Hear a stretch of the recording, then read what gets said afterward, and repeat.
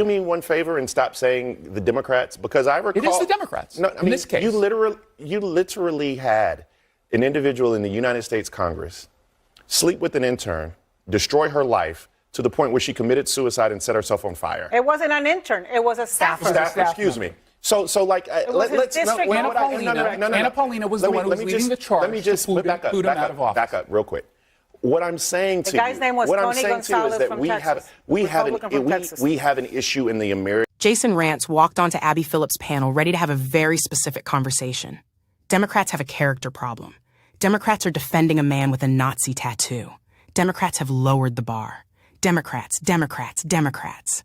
And Bakari Sellers stopped him mid-sentence and said, do me one favor. Stop saying the Democrats. Because here is the thing about that word when Jason Rantz uses it. It only works if the person across the table lets it land unchallenged. It only works if nobody points out that while we are talking about a Nazi tattoo on one side of the aisle, the other side just re-elected a man who bragged on tape about grabbing women without consent, who owes $88.3 million to a woman 2 federal juries found he sexually abused, who has 24-plus accusations of sexual misconduct, and who has spent years calling every person who raised those facts a liar on national television. Bakari Sellers did not let it land.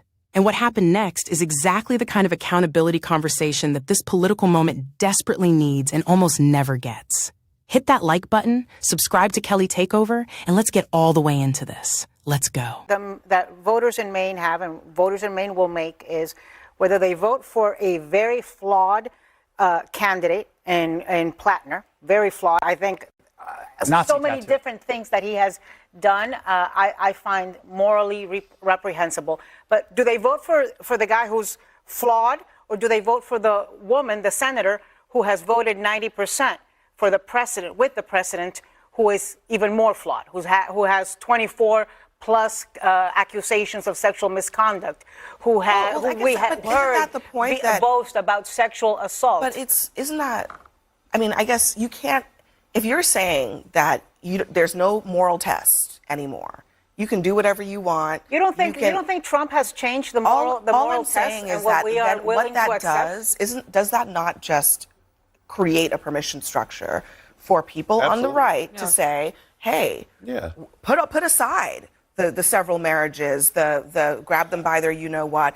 He's going to outlaw abortion. He's going to do all these things that we care about, lower taxes. That's why we voted for him. I hear Galloway, and I'm somebody who believes in giving people grace, right? I don't ever want to look at anybody on their worst day, but people deserve grace, and we should give ourselves more grace.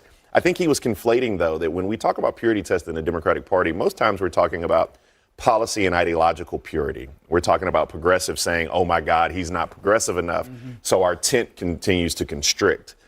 We're not necessarily talking about the fact that Donald Trump has put the moral and ethical ground of elected officials in hell. Like, that's the bar, somewhere in hell. And so it's very, very, very low for anybody to, like, eclipse that. I don't want Nazis, regardless of if they're going to vote with me, like, on wearing my jersey. I don't. And I don't know Graham Plantner. I think that's his name. I don't know everything about him. But I do know that Ken Paxton is extremely flawed, like, beyond flawed. Like, he has character issues. I do know that we see Andy Ogles just yesterday talking about not gay marriage, but just being gay in this country is an abomination. So I think that we have to get back to a point where, and I say this to people all the time, I say being a pastor and being an elected official are the only professions in this world where people expect more from you than they expect from themselves. And we used to have individuals who were in elected office who had some modicum of respect and dignity. I would like to get back there, but I'm not, to agree with Galloway a little bit, I'm not about unilateral disarmament either. There's a few issues here.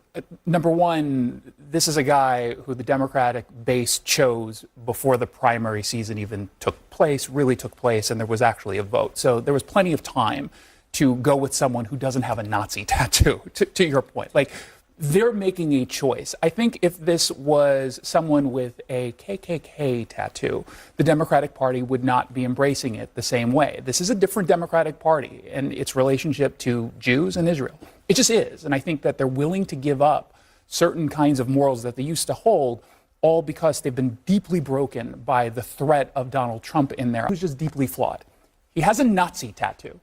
He has a Nazi tattoo. And I think that goes far beyond someone who is simply flawed. None of this started during Donald Trump either. I think that when it comes to the sexting and whatnot, I don't think people care anymore. I think they should. But that's not a Trump thing. I seem to recall a certain president who was in the Oval Office who had sex with an intern. The Democrats just got rid of Swalwell because of precisely. Well, no, I'm sorry. The Democrats and I was hold on. wrong about Al Franken. By the way, Senator Franken, I was completely wrong about you. I jumped on this bandwagon that was a purity test. But Eric Swalwell is a good example of this. The story that came out was everyone knew.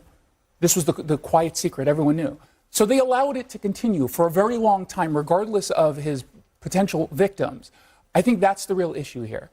It is just beyond bizarre that the Democrats are still defending. Can you do me one favor and stop saying the Democrats? Because I recall... It is the Democrats, in this case. You literally had an individual in the United States Congress sleep with an intern, destroy her life, to the point where she committed suicide and set herself on fire. It wasn't an intern. It was a staffer. Excuse me. So like, let's... Anna Paulina was the one who was leading the charge. Let me just back up real quick. What I'm saying to you, what I'm saying to you is that we have an issue in the American body politic, and it does not do it service to have this conversation if you're going to make it about partisanship, because I can tell you that there are warts on both sides. For example, you want to talk about anti-Semitism? Did you hear Thomas Massey?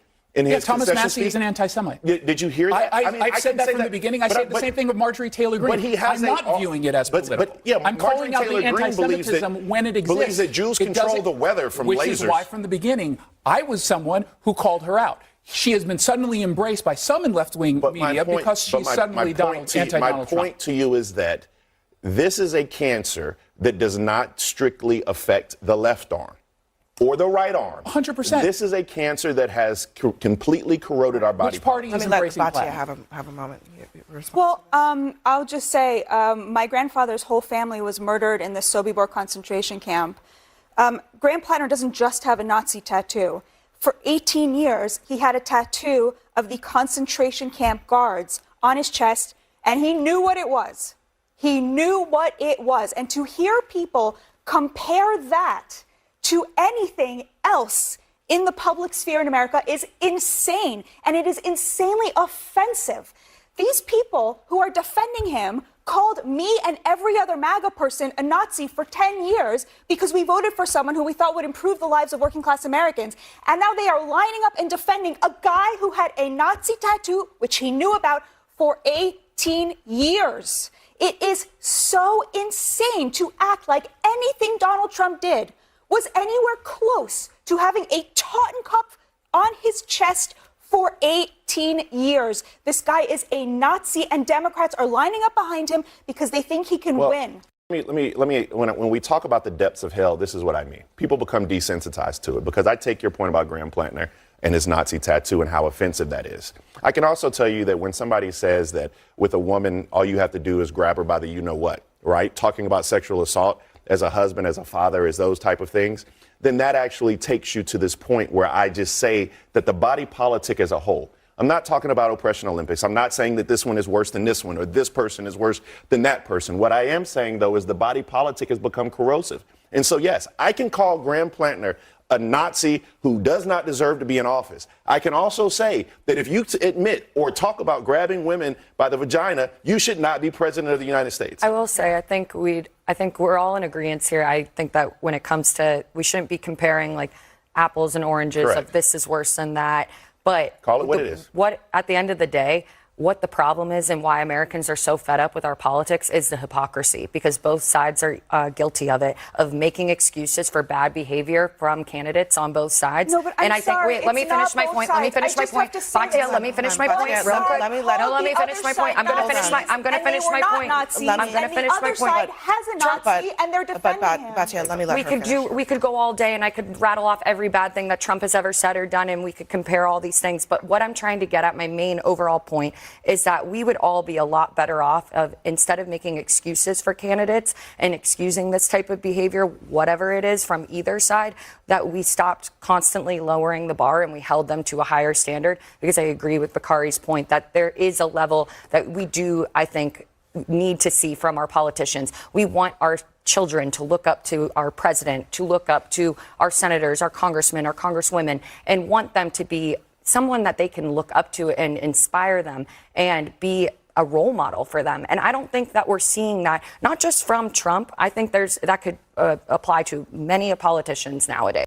Let us be precise about what this debate was actually doing, because underneath all the interruptions and the backups and the let me finish my points, there was one argument being made and one argument being avoided. The argument being made was that Democrats have a character problem because they are defending Grant Plattner despite a Nazi tattoo he wore on his chest for 18 years, knowing exactly what it represented.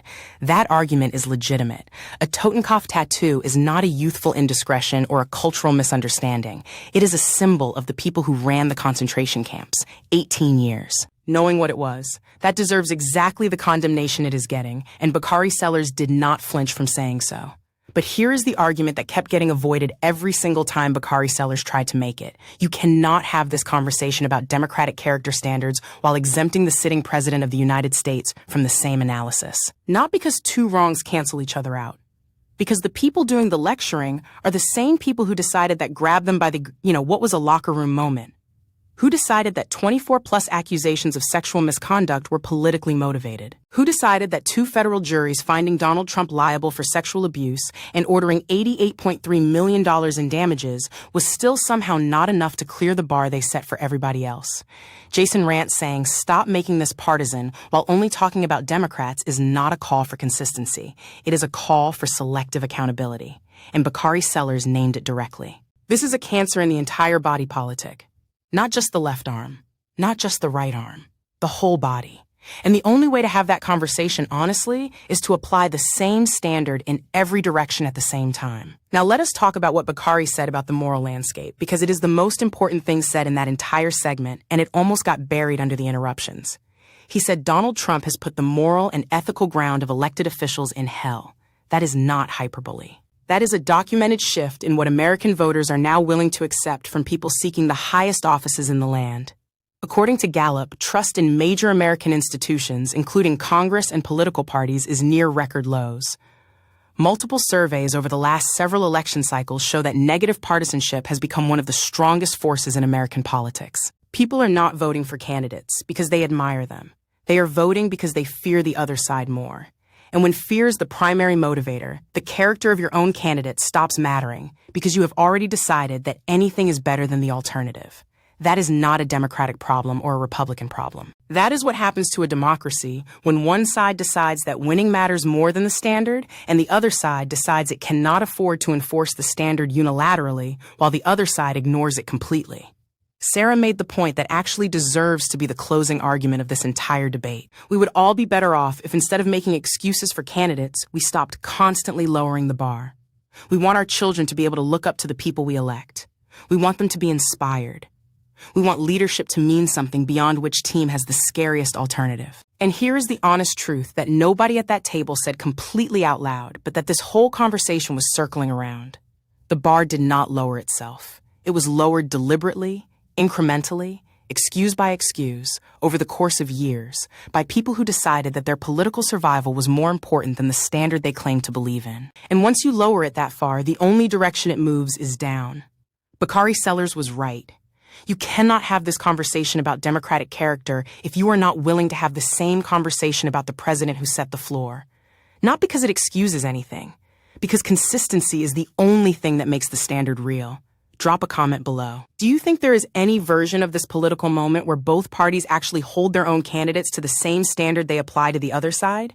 Because I genuinely want to know if you think that is possible right now. Subscribe to Kelly Takeover because we are applying the standard in every direction and we are not letting selective accountability slide. See you in the next one.